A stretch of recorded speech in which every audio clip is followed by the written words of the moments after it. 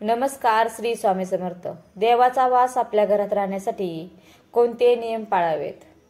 हे नियम महत्त्वाचे आहेत, ते आपल्याला माहीत असणे खूप आवश्यक आहे. आपण देवाची केलेली पूजा आणि सेवा याचे फळ आपल्याला भेटत नाही, कारण आपल्याकडून नकळत देवघराबाबत काही चुका घडत असतात. आपण आपल्या घरात सर्व वस्तू कशा नीटनेटक्या आणि व्यवस्थित ठेवतो. देवघर देखील देवांचे घर आहे आणि मग त्याबाबत आपण काळजी घेणे गरजेचे आहे ना. आपल्या देवघरात कोणकोणते देव असले पाहिजे आणि ते कसे ठेवावे हे आपल्याला माहीत असले पाहिजे. देवघर हे आपल्या घरातील महत्त्वाचा भाग आहे. ज्या घरात देवघर नाही त्या घराला घरपण राहत नाही, त्या घराला शोभा येत नाही. बाहेर जाऊन किती देवदेव करा, देवपूजा करा, पण जर तुमच्या घरातच तुमच्या देवांना जागा नसेल तर तुमची भक्ती कशी सार्थकी लागेल? आणि म्हणून आपल्या घरात छोटेसे का होईना देवघर पाहिजे. घरात देवघर असल्यामुळे आपल्या घरातील वातावरण एकदम प्रसन्न आणि उत्साहित राहते. पण आपण आजच्या या व्हिडिओमध्ये देवघराबाबत काही नियम पाहणार आहोत आणि हे नियम कसे पाळावेत हे देखील आपण पाहणार आहोत. देवघराला भिंतीला किंवा आपण जे लाकडी पाट वापरतो त्यांना लाल रंग किंवा केशरी रंग लावावा. 2. देवघर नेहमी स्वच्छ आणि प्रसन्न ठेवायचं आहे. देवघरात धूळ साचता कामा नये. देवांना आंघोळ घालण्याचे पाणी हे देखील स्वच्छ आणि निर्मळ असावं. आपण जे पाणी पितो त्याच पाण्याने देवाला आंघोळ घालावी. देवांना आंघोळ घातलेलं पाणी एखाद्या झाडाला तुम्ही घालू शकता. ते पाणी पायदळी तुडवले जाणार नाही याची काळजी घ्यावी, कारण ते पाणी तीर्थ समजले जाते. ते पाणी तुळशीमध्ये विसर्जित करू नये, कारण त्यामध्ये आपण शिवपिंडीलाही अभिषेक करत असतो, आंघोळ घालत असतो आणि शिवपिंडीचं पाणी तुळशीमध्ये विसर्जित करू नये, म्हणजे तुळशी पूजेमध्ये ते वर्जित आहे. 3. आपल्या देवघरात कोणत्याही देवाची एकापेक्षा जास्त मूर्ती किंवा फोटो ठेवू नये. 4. देवघरात कमीत कमी मूर्ती व फोटो असावे. देवांचे फोटो दक्षिण दिशेला लावू नये. 5. आपल्या घरातील देवघरात उजव्या सोंडेचा गणपती ठेवू नये, कारण उजव्या सोंडेच्या गणपतीचे शास्त्र खूप कठीण असते आणि त्यांची पूजा ही खूप कठीण असते. ते जर आपल्याकडून व्यवस्थित पाळले गेले नाही तर आपल्याला दोष लागू शकतो. म्हणून आपल्या देवघरात नेहमी डाव्या सोंडेचा गणपती ठेवावा आणि दररोज देवपूजा करताना प्रथम गणपतीची पूजा करावी, प्रथम गणपतींना आंघोळ घालावी, प्रथम गणपतीला आसनस्थ करावे आणि प्रथम गणपतींनाच गंध लावावा आणि त्यानंतर इतर देवतांची पूजा करावी. 6. देवघरात नंदी नागासहित एकत्र महादेवाची पिंड ठेवू नये, कारण आपण जेव्हा महादेवांच्या पिंडीवर अभिषेक घालतो तेव्हा त्या अभिषेकाचं पाणी नंदीवर पडते व नंदी हा महादेवांचा शिष्य आहे. ते पाणी नंदीवर पडल्यामुळे त्यांचा कोप होतो आणि त्यामुळे आपल्यावरती एखादे संकट उद्भवू शकतात. 7. आपल्याला आपली कुलदेवता आणि कुलदैवत माहीत असणे गरजेचे आहे. जर माहीत नसतील तर आपल्याला विविध संकटांना तोंड द्यावे लागते. आपल्या देवघरात आपल्या कुलदैवताचा एक फोटो किंवा आपल्या कुलदेवतीचा एक फोटो किंवा एक मूर्ती असणे आवश्यक आहे. आपल्या घरात कुलदैवत किंवा कुलदेवी यांची सेवा रोज व्हायला पाहिजे, कारण या देवता आपल्या कुळाचा उद्धार करतात. 8. आपण देवाला जी फुले वाहतो म्हणजे जे निर्माल्य बनते ते पुन्हा वापरात आणायचे नसते. देवी देवतांना वाहिलेली फुलं, नैवेद्य या गोष्टी अनेक दिवस प्लॅस्टिकच्या पिशवीत साठवून ठेवल्या जातात आणि हे निर्माल्य वेळीच घराबाहेर टाकले नाही तर घरात वास्तुदोष निर्माण झाल्याशिवाय राहत नाही. अशा गोष्टीमुळे घरात कटकटी, भांडणे, वादविवाद झाल्याशिवाय राहत नाही. तसेच वाद लावल्यानंतर जळालेल्या काड्या तशाच घरामध्ये दिवसेंदिवस राहतात. त्याच्यामुळे जास्तीत जास्त निगेटिव्ह एनर्जी निर्माण होते. अशा जळलेल्या काड्या वेळोवेळी फेकून देत चला. भंगलेल्या किंवा तुटलेल्या मोडलेल्या मूर्ती, देवाचे फोटो देवघरात व पूजेत ठेवू नये. देवी देवतांच्या भग्न पावलेल्या मूर्ती एखाद्या झाडाखाली अथवा मंदिरात विसर्जित कराव्या. 9. देवघरातील शाळीग्रामवर अक्षदा व्हायच्या नसतात. शिवपिंडीवर हळदी कुंकू व्हायचे नसते. शिवापिंडीला भस्म लावायचा असतो. ओले कपडे घालून म्हणजेच ओल्या वस्त्री देवपूजा करायची नसते. 10. देवांना एका हाताने कधीच नमस्कार करायचा नसतो. 2 हातांनी नतमस्तक होऊन मनापासून भक्तिभावाने भगवंताला नमस्कार करावा आणि तो भगवंतापर्यंत पोहोचतो. 11. आपण देवघरात जी समई लावतो व निरांजन लावतो त्यात तेल आणि तूप एकत्र घालू नये. तेलाचा दिवा वेगळा आणि तुपाचा दिवा वेगळा असा लावावा. 12.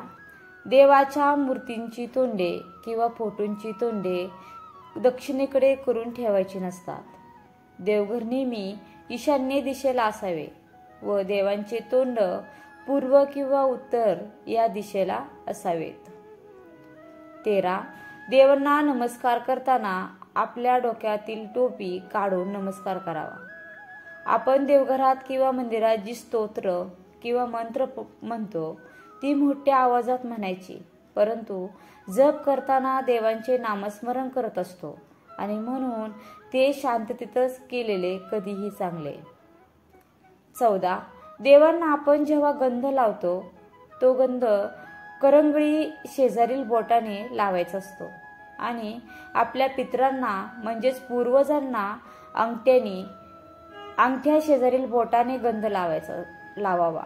स्वतःच्या मधल्या बोटाने गंध लावावा व इतरांना अंगठ्याने गंध लावावा. 15. देवघरात यंत्र असल्यास ही उभी मांडू नयेत. जमिनीशी समांतर अशी मांडावी आणि यंत्र अखंड असावीत, ती जोडलेली नसावीत. 16.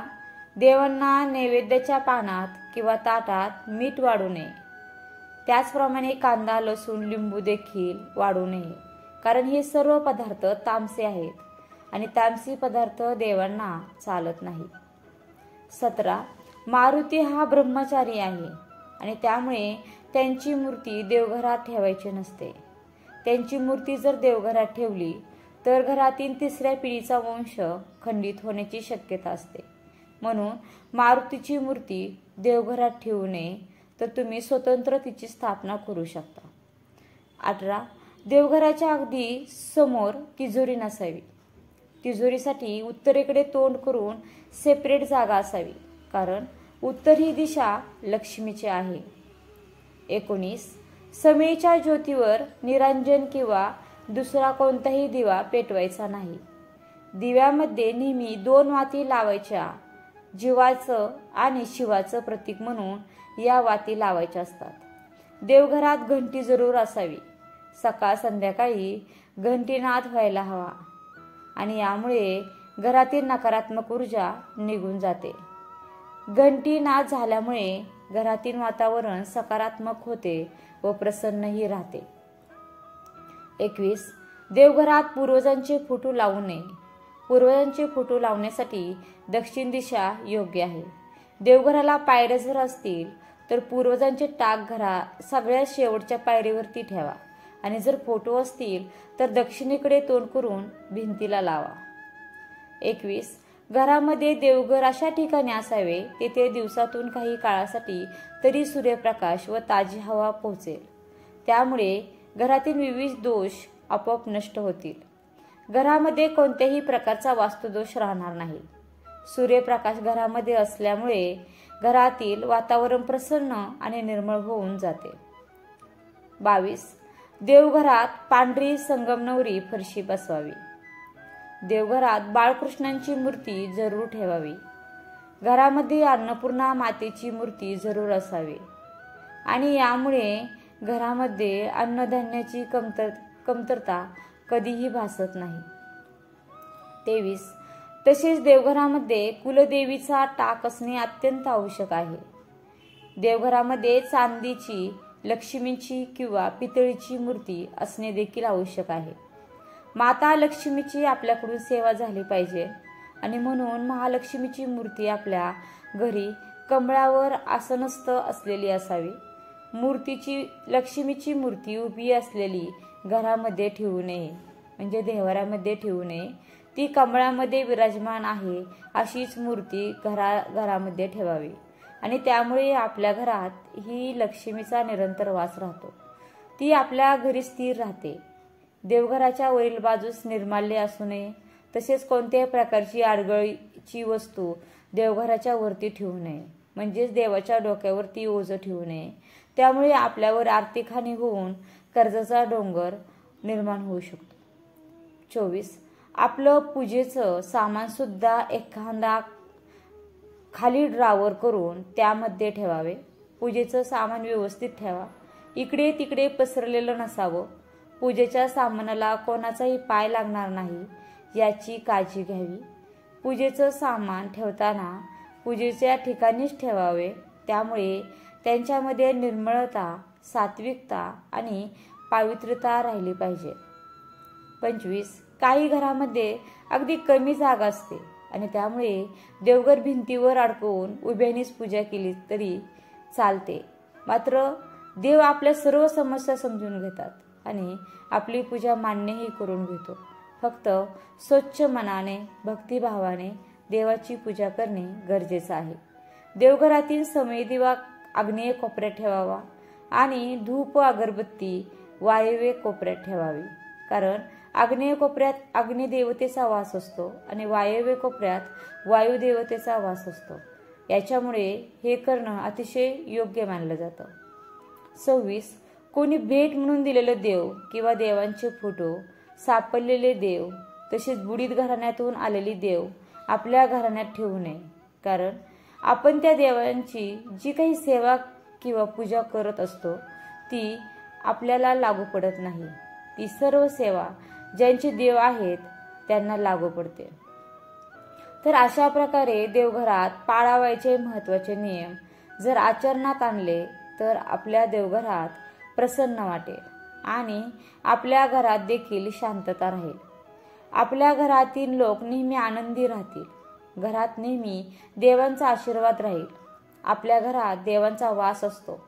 देव आपल्या घरात वावरत असतात आणि त्यामुळे त्यांचे घर आपण नेहमी सुंदर आणि सुशोभित ठेवले पाहिजे.